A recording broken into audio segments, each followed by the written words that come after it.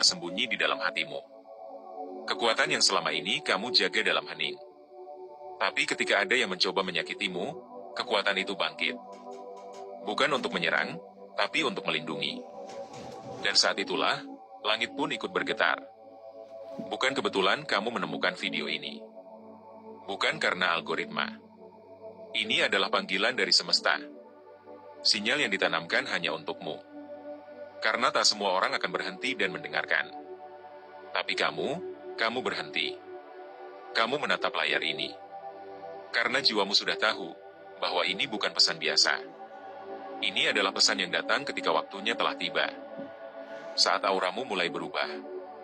Saat Tuhan sendiri mulai bergerak, membelamu diam-diam. Bayangkan ini. Seseorang menyakitimu. Berkata seenaknya. Mengkhianati ketulusanmu. Tapi kamu diam. Kamu tak membalas. Kamu tak menjatuhkan mereka. Namun hari demi hari, sesuatu terjadi pada mereka. Mereka jatuh. Mereka kehilangan arah. Bukan karena kamu mengutuk. Tapi karena ada sesuatu di balik auramu yang tidak bisa ditantang. Auramu, yang selama ini terang, lembut, dan menenangkan, bisa berubah menjadi seperti bayangan hitam yang menelan semua yang berniat buruk. Kamu tidak perlu berkata. Tidak perlu membalas. Karena Tuhanlah yang turun tangan saat hatimu terlukai tanpa alasan. Video ini adalah cermin. Ia datang bukan untuk semua orang. Ia datang untukmu, yang selama ini bertanya-tanya. Kenapa orang yang menyakitiku justru celaka satu persatu? Kenapa setiap kali aku memilih diam, ada saja keanehan yang menimpa mereka? Itu karena kamu adalah jiwa yang dipilih. Auramu bukan hanya cahaya, tapi juga perisai.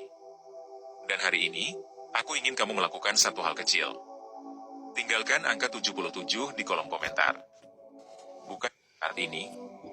Kita akan masuk lebih dalam ke sisi tersembunyi dari aura dan jiwa yang selama ini kamu miliki. Sisi yang selama ini diam, tapi mampu mengguncang alam. Mari duduk sejenak. Tarik napas pelan. Karena yang akan kamu dengar setelah ini akan membuatmu sadar bahwa auramu tidak hanya melindungimu, tapi bisa menjadi bayangan gelap bagi siapapun yang berniat menyakitimu. Fase 1, keheningan jiwa yang menyimpan energi tak terbayangkan.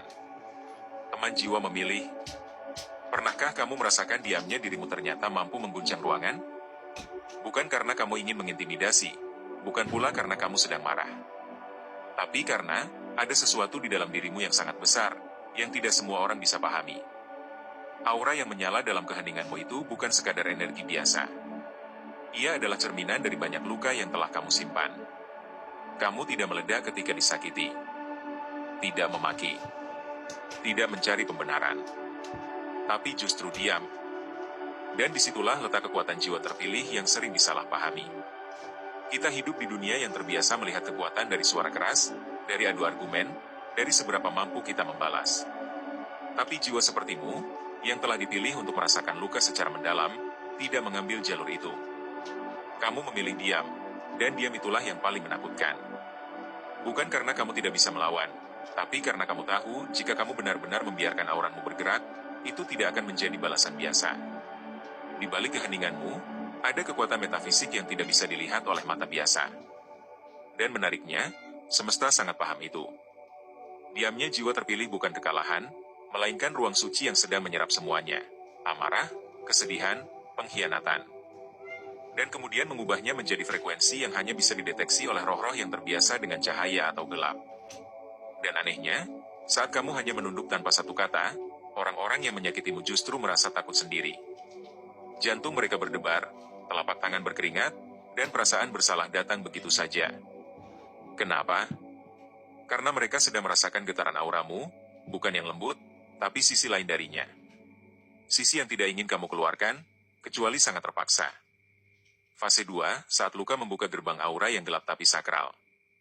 Lalu ketika luka itu terlalu dalam, ketika rasa sakit itu tidak bisa lagi kamu bungkam, ketika kesabaranmu mulai retak, sesuatu di dalam dirimu bergerak.